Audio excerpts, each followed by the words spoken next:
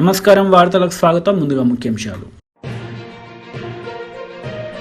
MLA Gorantla Butchaiah Chowdary media సమావేశం, YCP నేతలపై fire.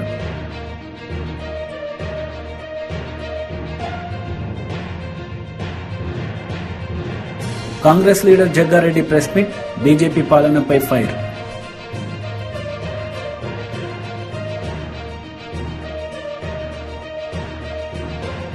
Telangana Congress leader Jaggareddy press meet నిర్వహించారు. ఈ సందర్భంగా బీజేపీ పాలనపై ఆయన మండిపడ్డారు. అల్టిమేట్ వాళ్ళకి ఎంతసేపు ఏముంటుందంటే సోనియా గాంధీ గారు, రాహుల్ గాంధీ గారు, ప్రియాంక గాంధీ గారు, ఆ గాంధీ ఫ్యామిలీ దేశ రాజకీయాల్లో ప్రజల మధ్యలోకి వెళ్ళొద్దు, ప్రజలకు మధ్యలో తిరగనియొద్దు, ప్రజల మధ్యలో వీళ్ళు ప్రజల దగ్గరికి వెళ్తే ప్రజలు రాహుల్ గాంధీ గారు కలవనియొద్దు. ఇవన్నీ ఈ దురుద్దేశంతో బీజేపీ మొదటి నుంచి కూడా, ఆనాటి నుంచి కూడా మహాత్మా గాంధీ నుంచి మొదలుకుంటే, అప్పుడు బీజేపీ లేదు, ఆర్ఎస్ఎస్ఏ, మహాత్మా గాంధీ, నెహ్రూ గారి నుంచి మొదలుకుంటే ఈ యొక్క కుట్ర జరుగుతుంది.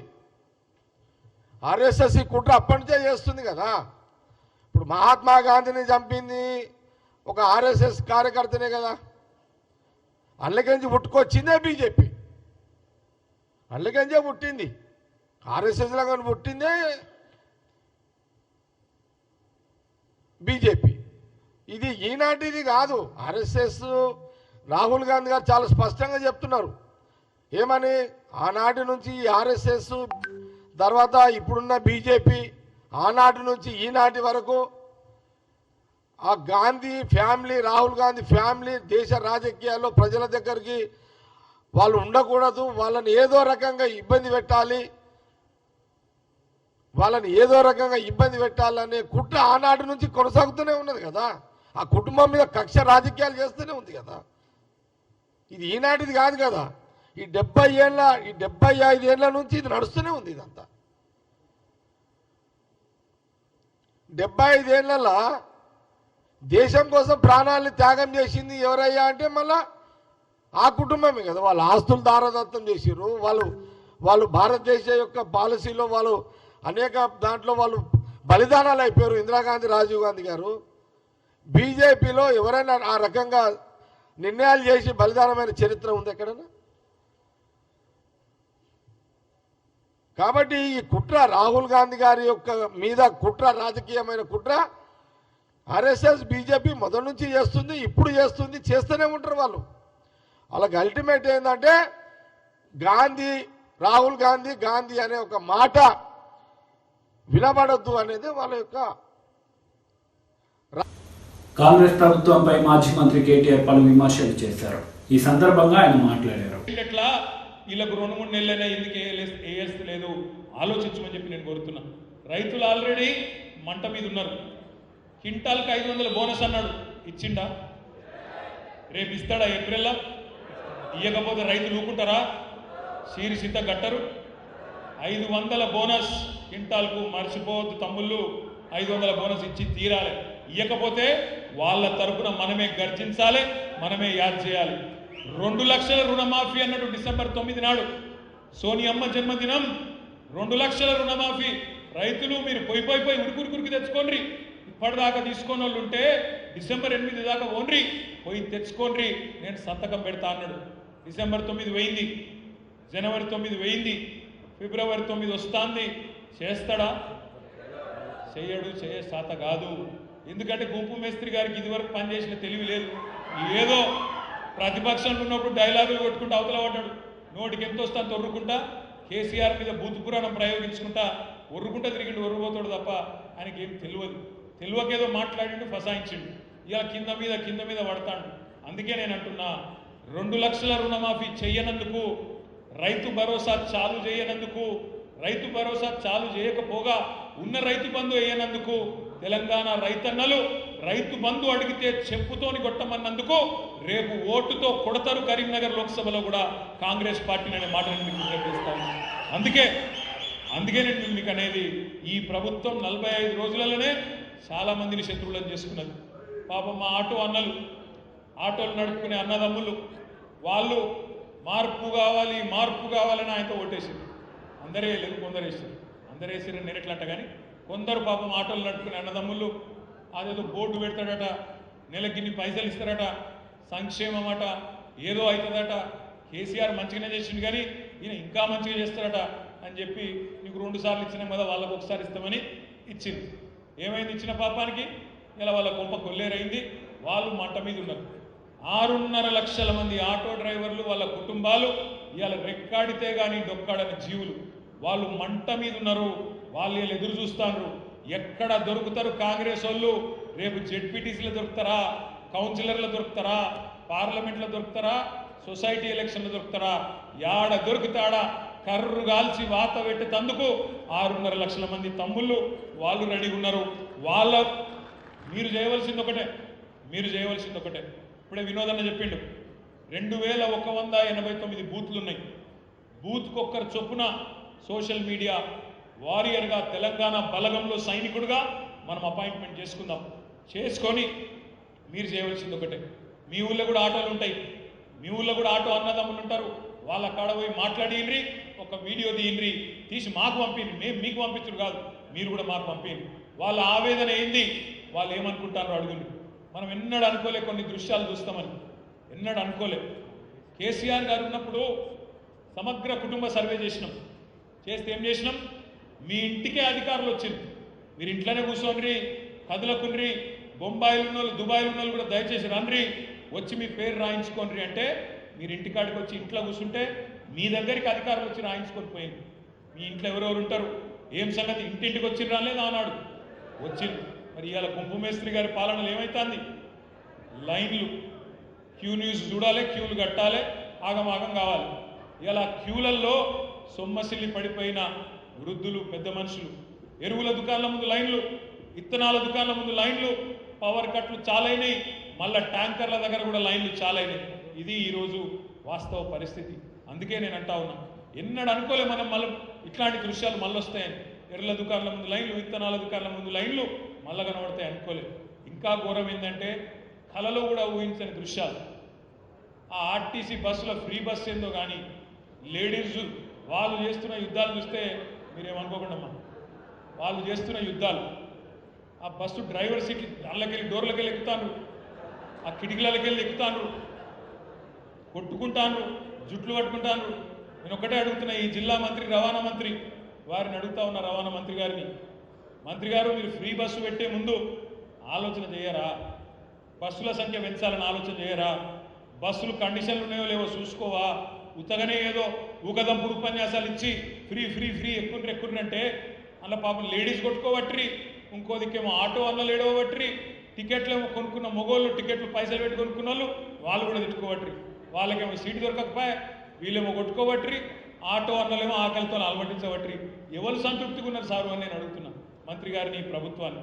అంటే ఏదన్నా చేస్తే ఒక ఆలోచన, ఒక ప్రణాళిక, ఆగమాగం చాలు చేసినాం అన్నట్టు కాదు, ఆగమాగం మోసం చేసినాం అన్నట్టు కాదు, 2 గ్యారెంటీలు అమలు చేసినాం అంటున్నారు. కానీ మర్చిపోకండి తమ్ముళ్ళు, 6 గ్యారెంటీల్లోనే 13 హామీలు ఉన్నాయి.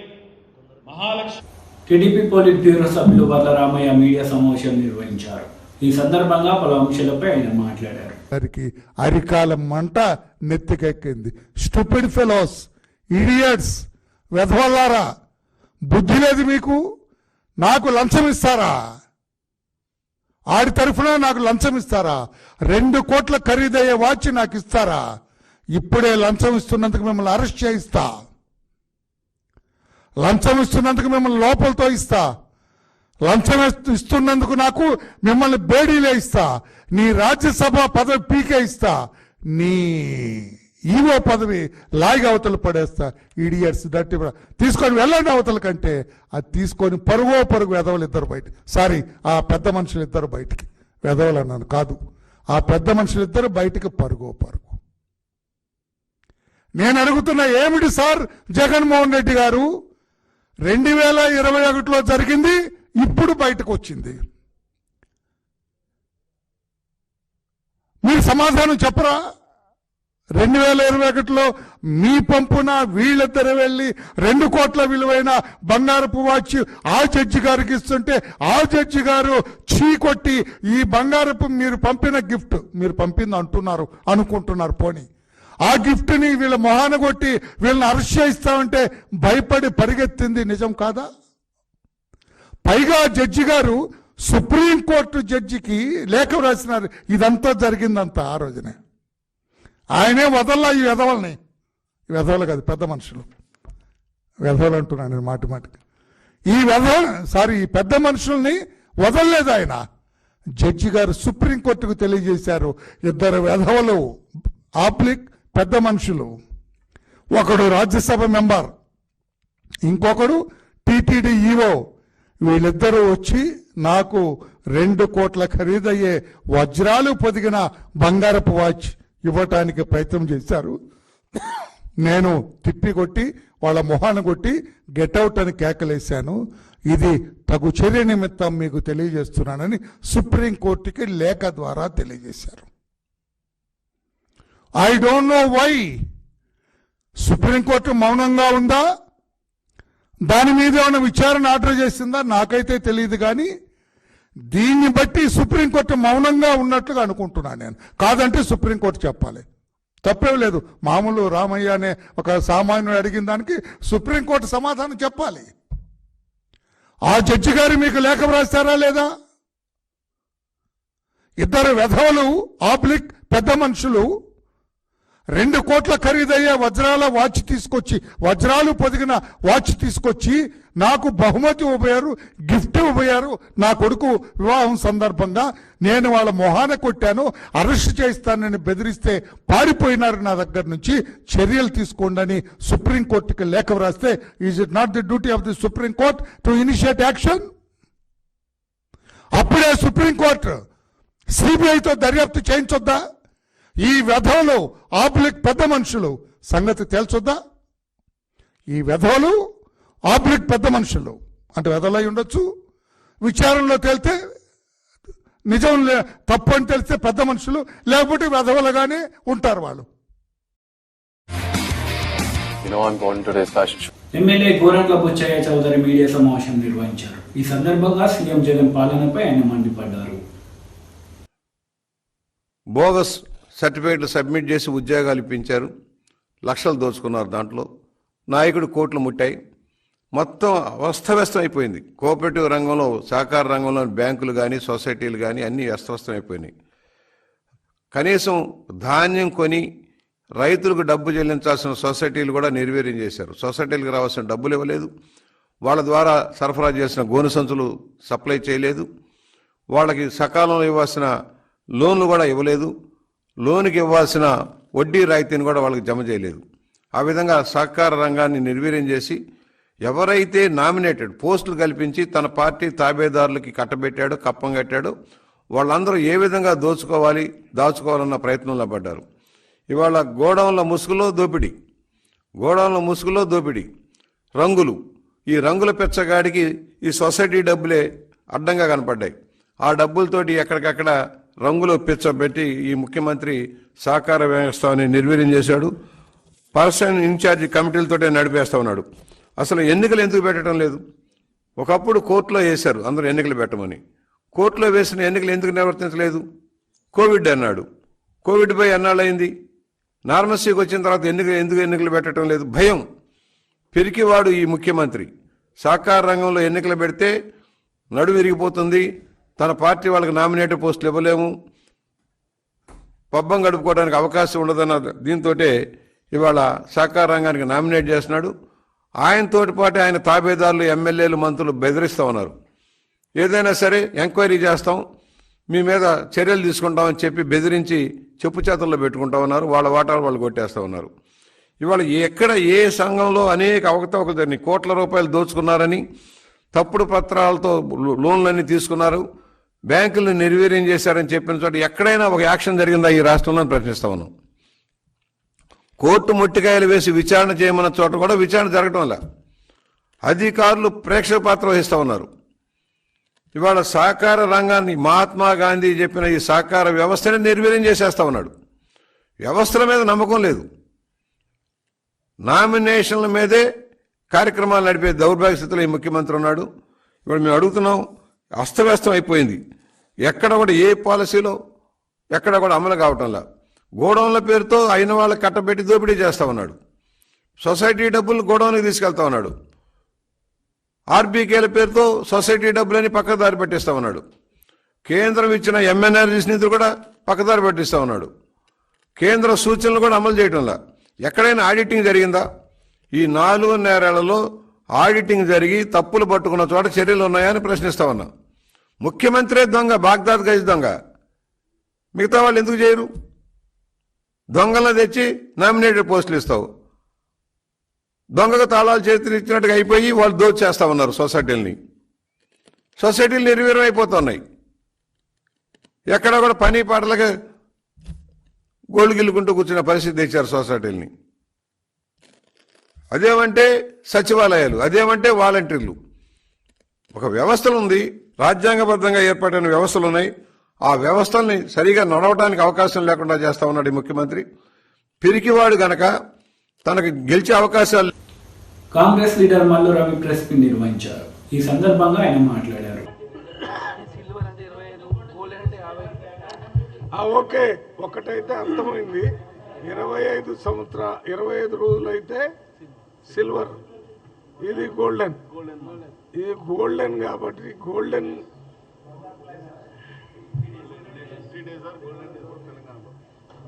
నిజంగా 50 రోజుల పరిపాలనని తెలంగాణలో ప్రజలందరూ కూడా గోల్డెన్ రూల్ లాగా ప్రజలు భావిస్తున్న దానికి ముఖ్య కారణం మొట్టమొదటిది తెలంగాణ రాష్ట్రంలో ప్రజాస్వామ్య పునరుద్ధరణ జరిగి ప్రజా పరిపాలన జరుగుతున్నట్టుగా ప్రజల్లో ఆ అభిప్రాయం అన్ని స్థాయిల్లో వ్యక్తపరుస్తుంది. దాని తరువాత ఇచ్చిన 6 గ్యారంటీల్లో 2 గ్యారంటీలు, ఉచిత బస్ ప్రయాణం, ఇంకోటి రాజీవ్ ఆరోగ్యశ్రీ 10 లక్షల రూపాయలు, ఇది అమలైంది. తక్కినవి కూడా 100 రోజుల్లో చేస్తారనే నమ్మకంతో ప్రజలు ఉన్నారు. ఇది కాకుండా ప్రభుత్వం ఇంతకుముందు ప్రభుత్వం చేసినటువంటి అప్పుల గురించి వాళ్ళేయో 3 లక్షలు అని చెప్తే మొన్న సెక్రటేరియట్ల అసెంబ్లీలోనే 7 లక్షల రూపాయలు అప్పులు చేసిపోయారని, వారు కట్టినటువంటి కాళేశ్వరం ప్రాజెక్టు కానీ ఇంకా ఇతర ప్రాజెక్టులన్నీ ఇవాళ పేపర్లో కూడా వచ్చింది, నాసిరకంగా కట్టారని, వాటన్నిటి మీద క్షుణ్ణంగా సాంకేతికంగా పరిశీలన చేయించి తప్పు జరిగితే తప్పు చేసిన వాళ్ళ మీద చర్యలు తీసుకునే దిశలో ప్రభుత్వం పోతుంది. మిగిలిన 4 గ్యారంటీలు, ఒకటి 200 యూనిట్స్ కరెంటు ఫ్రీగా ఇవ్వటం, అదే రకంగా రైతులకి 15,000 రూపాయలు ఇవ్వటం, అదే రకంగా ఇందిరమ్మ ఇళ్ళు కట్టించటం, వీటన్నిటి మీద కూడా ఒక రివ్యూ జరిగింది. ముఖ్యమంత్రి స్థాయిలో జరిగింది, ఉప ముఖ్యమంత్రి స్థాయిలో జరిగింది, సబ్ కమిటీలు వేశారు. అన్ని చేసి పని చకచకా జరుగుతుంది. కాబట్టి ఇది స్వర్ణయుగం లాగా 50 రోజులు జూబ్లీ అంటారు కదా, గోల్డెన్ పీరియడ్ లాగా ప్రజలు భావిస్తున్నారని తెలియజేస్తున్నాం. దీన్ని ఇదే రకంగా కొనసాగిస్తారనేటటువంటి భావం కూడా ప్రజల్లో ఉంది. కొనసాగిస్తారనే నమ్మకం మాకు పూర్తిగా ఉందనే విషయాన్ని మీకు తెలియజేస్తున్నాం. నిన్న మొన్న ఒక 4-3 అడ్వైజర్గా నన్ను స్పెషల్ రిప్రజెంటేటివ్గా వేయటం జరిగింది. అందరూ కూడా సీనియర్స్, వారికి ఇచ్చినటువంటి బాధ్యతల్లో సక్రమంగా నిర్వర్తిస్తారనేటటువంటి ఒక పేరు వచ్చింది. అక్కడ షబీర్ అలీ గారు కానీ, హరకర వేణుగోపాల్ గారు కానీ, వేము నరేందర్ రెడ్డి గారు కానీ, మల్లు రవి గారు కానీ, వీళ్ళందరికీ ఇచ్చినటువంటి పదవుల మీద కూడా ప్రజల్లో ఒక ఆమోద ముద్ర వచ్చింది. ఇంకా భవిష్యత్తులో కొంతమందికి చైర్మన్లు డైరెక్టర్లుగా ఇచ్చేటటువంటి ప్రక్రియ కొనసాగుతుంది. ఇది నిరంతరం జరిగేటటువంటి ప్రక్రియ. పార్టీ కోసం పనిచేసినటువంటి వాళ్ళందరినీ గుర్తించి ప్రభుత్వంలో భాగస్వాములు చేయడానికి ముఖ్యమంత్రి గారు ఆ దిశలో పోతున్నారనే ఆలోచనని మీకు తెలియజేస్తున్నాం. ఏపీ ప్రభుత్వ సలహాదారు సజ్జల రామకృష్ణారెడ్డి మీడియా సమావేశం నిర్వహించారు. ఈ సందర్భంగా పలు అంశాలపై ఆయన మాట్లాడారు. ఆయన ముఖ్యమంత్రి గారి ఉపన్యాసంలో మీరు ఉంటే కూడా అంటరాంతరం ఈ రోజుకు రూపాలు మార్చుకొని డిఫరెంట్ రూపాల్లో ఉంది. దాన్ని బ్రేక్ చేయాలి. అంటరాంతరం వివిధ రూపాల్లో ఉండి పేదలకు అందుబాటులో లేకుండా ఏ సౌకర్యం నేను అంటరాంతరానికి మేము దూరం చేశాం, అస్పృశ్యతకు దూరము లేదా సమసమాజం దిశగా అడుగులు వేస్తున్నామంటే అది డొల్లతనమే అవుతుంది. అట్లా కాదు. వీళ్ళు అడుగుపెట్టిన విద్యాలయం కానీ ఆసుపత్రి కానీ లేదా వాళ్ళు నేను ఇంతకుముందు అన్నట్టు తమ జీవితాలను తమ సొంతంగా తాము నిర్దేశించుకునేట్టు బతకగలిగడానికి తగిన అవకాశాలు ఇవ్వడం కానీ ఇవన్నీ చేసినప్పుడే ఆ స్వేచ్ఛ స్వాతంత్రంగా వాళ్ళు ఎదగాలనుకున్నంత స్థాయికి ఎదిగేటట్టు హ్యాండ్ హోల్డింగ్ చేయొచ్చు, అవుతారు కూడా ఓవర్ ది పీరియడ్ అన్న విశ్వాసం ఏదైతే ఉందో దాంతో ఆయన చేపట్టిన చర్యల ఫలితమే ఈరోజు మనకు కనపడుతున్నాం. ఈ తేడా ఆ రోజుకి ఈ రోజు. సో ఇవన్నీ మీరు గమనించాల్సిందిగా కోరుతూ చైతన్యవంతులైన అధికారులుగా మీరు కింద జనంలోకి తీసుకెళ్లాల్సిందిగా కోరుతూ మీ సమస్యలకు సంబంధించి రెగ్యులర్ నాయకులు ముఖ్యంగా సునీల్ కానీ రమణ కానీ వీళ్ళు టచ్లో ఉంటున్నారు. అరుణ్ కూడా తీసుకొస్తున్నాడు. ఇప్పుడు మీరు అడిగినవి జెన్యూన్ ఇవి నేను వాటిని కూడా నా వంతు ప్రయత్నం చేసి వాటిని పరిష్కారం నేను ప్రయత్నం చేస్తాను. Correct. I wish you all the best. మీరు మీ కుటుంబాలు బాగుండాలి. మీరు మీ జాతి అభివృద్ధికి మీ శక్తి మేరకు మీ చుట్టూ ఉన్నవాళ్ళు మీ బంధువులు ఎవరైనా సరే కొంచెం కింద వాళ్ళు పైకి తీసుకోవడానికి ప్రయత్నం చేయండి. అలా చేయడం ద్వారా జగన్మోహన్ రెడ్డి గారు తలపెట్టిన యజ్ఞంలో మీరు కూడా పార్టిసిపేట్ కండి నేను కోరుతూ సెలవు తీసుకుంటున్నాను. I wish you all the best. Thank you. Rachakonda CP G Sudheer Babu press meet నిర్వహించారు. ఈ సందర్భంగా ఆయన మాట్లాడారు. వాళ్ళు ఇంటికి వచ్చిన తర్వాత వాళ్ళు చూసుకుంటే ఇది అదేం కాదు, మామూలు నల్ల పేపర్లని తెలిసిపోతాయి. వాళ్ళు పారిపోవడానికి మత్తు వాడతారు. ఒకటి పేపర్లే, ఒకటి అవే బండల్స్, అవి బ్లాక్ పేపర్ అంతే. అంటే ఈ వాట్సాప్ గ్రూప్ ఉంది కదా, క్లోన్ వాట్సాప్ గ్రూప్ ఉంది. దాన్ని మేము వీళ్ళు ఎగ్జామిన్ ఇట్ ఎంతమంది ఇంకా అందులో మెంబర్స్గా చేర్పించుకున్నారు, ఎట్లా ఇంటరాక్ట్ అయినారు, అది మేము చేస్తాం. ఇది మన బ్లాక్ పేపర్ ఎక్కడైనా ఉండిపోద్దండి. అది solve you can buy from any place. Like అంటే వాళ్ళకి మనకు ముఖ్యంగా ఏంటంటే ఒరిజినల్ కరెన్సీ తీసుకొని ఆ కరెన్సీ మీద ఒక బ్లాక్ కలర్ చిన్నగా పూసి కడిగితే పోయే విధంగా ఉన్నటువంటి బ్లాక్ కలర్ వేసి అది కడిగిన తర్వాత చూసారు మీరు. కడిగిన తర్వాత అక్కడ ఒక చిన్న అది ఐరన్ బాక్స్ ఉంది, దాన్ని పెట్టి ఐరన్ చేస్తాడు. చేసిన తర్వాత అది మంచిగా అయిపోతుంది. మీరు వెళ్ళి బయట ఎక్స్చేంజ్ చేయమంటాడు. యాక్చువల్లీ ఒరిజినల్ కరెన్సీ ఉంది. సో న్యాచురల్లీ అది కౌంటర్ఫిట్ ఏం కాదు. వాళ్ళు తీసుకుంటారు. You can buy something. 500 currency నోట్నే చేస్తున్నాడు అతను. లేవండి, వెళ్ళిపోయినటువంటి కేసెస్ లేవు, మన దృష్టిలో రాలేదు.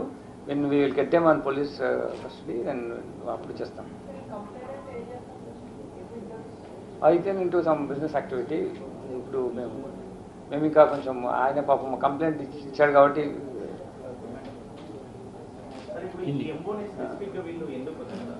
సారీ అంటే ఒక్కొక్క నేరస్తులు ఒక్కొక్క విధమైనటువంటి పద్ధతి అవలంబిస్తాడు. దీంట్లో చాలా ఈజీ ఉంది అఫెన్స్ చేయడం. ఒక ప్లేస్ పిలుస్తారు, పిలిచిన తర్వాత ఈ కరెన్సీ చూపిస్తారు. చూపించినాక వాళ్ళ ముందే కడిగి చూపిస్తారు. యాక్చువల్లీ బ్లాక్ పేపర్ ఉన్నప్పుడు ఇది మేము ఎలా చేస్తాము చూపిస్తామని చెప్పేసి ఇంకా మీకు ఇవ్వాలని చెప్పి ఈ పెట్టేసేసి ఈ పౌడర్ వేసినప్పుడు అతను కొంచెం దూరం జరిగి ఉంటాడు. వీళ్ళు దగ్గరికి పెట్టేసరికి ఆ శ్వాస ఎక్కువ తీసుకుని వాళ్ళు అక్కడ అన్కాన్షియస్ అయిపోతారు. అది ఈజీ మెథడ్ కాబట్టి అతను ఒక్కొక్క గ్రూప్ ఒక్కొక్క రకం. అంటే ఫస్ట్ వాళ్ళని వాట్సాప్లో ఇంటరాక్ట్ అయిపోయి అందులో గ్రూప్లో చేర్చుకొని ఇటువంటి ఇంటరాక్షన్లు వచ్చి వాళ్ళు ఒక ఎక్స్పర్ట్ అంటే వాళ్ళ క్రిమినల్ గ్యాంగ్ మెంబర్ వచ్చి వీళ్ళతో ఇంటరాక్ట్ అయ్యి మళ్ళీ దాని తర్వాత ఇలా ఇది అఫెన్స్ చేస్తున్నారు. Because most of the countries like if you see Nigerian economy, 10% of their GDP is frauds only. Through frauds only they get that money. The unfortunately countries atla unnai. Daniki entire world lo kuda itla spread avutundi. 10% of GDP of a country is based on this fraudulent activities. Nigerian nation. Sir గతంలో ఇప్పుడు దొంగ బంగారం Okay, maybe kind is same but may vary in degree. Is okati adokati same school of thought.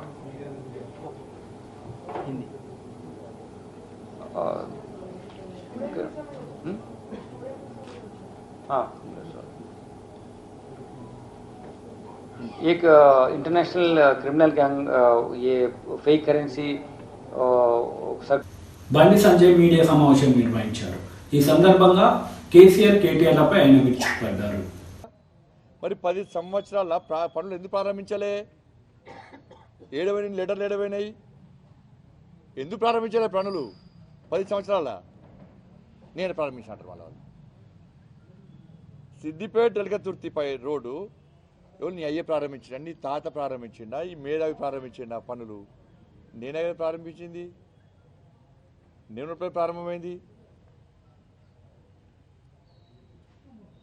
ఇక్కడ ఆరోబికి 154 కోట్ల రూపాయలు మీ అయ్యి ఇచ్చిండా, మీ తాత ఇచ్చిండా, ఈ మేధావి వడకొచ్చిండా?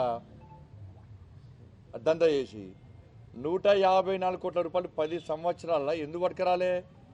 నేనే పట్టుకొచ్చినా కదా. రైల్వే స్టేషన్ అదుగుకి ఎప్పుడైనా పట్టించుకున్నాడా? మీ ప్రభుత్వం పట్టించుకున్నదా? ఎవరు నిధులు పట్టుకొచ్చారు? మీ తాతనా, మీ అయ్యా? నేనే పట్టుకొచ్చినా కదా. సిఆర్ఎఫ్ నిధులు, గ్రామాల్లో వేస్తున్న నిధులు 219 కోట్ల రూపాయలు ఎవరు పట్టుకొచ్చారు? మీ అయ్య పట్టుకొచ్చిందా, మీ తాత పట్టుకొచ్చిందా? నేనే పట్టుకొచ్చినా కదా.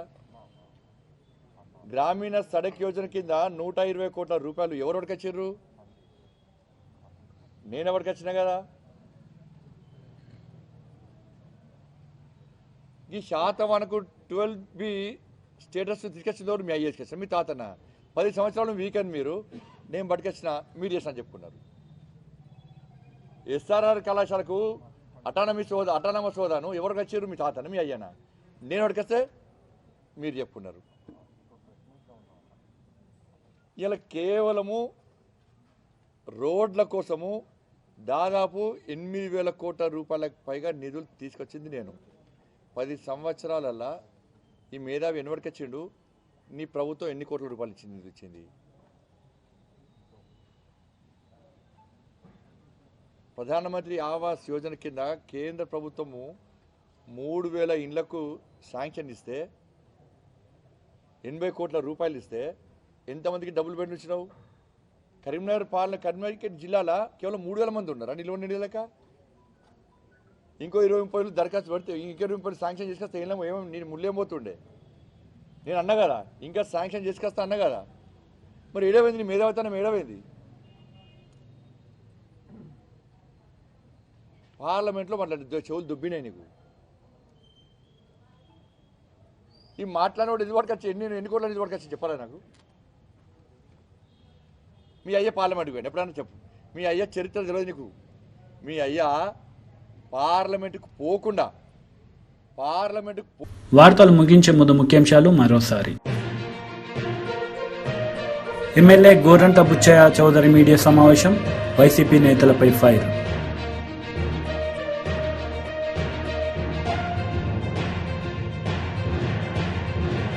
Congress leader Jaggareddy press meet, BJP పాలనపై ఫైర్.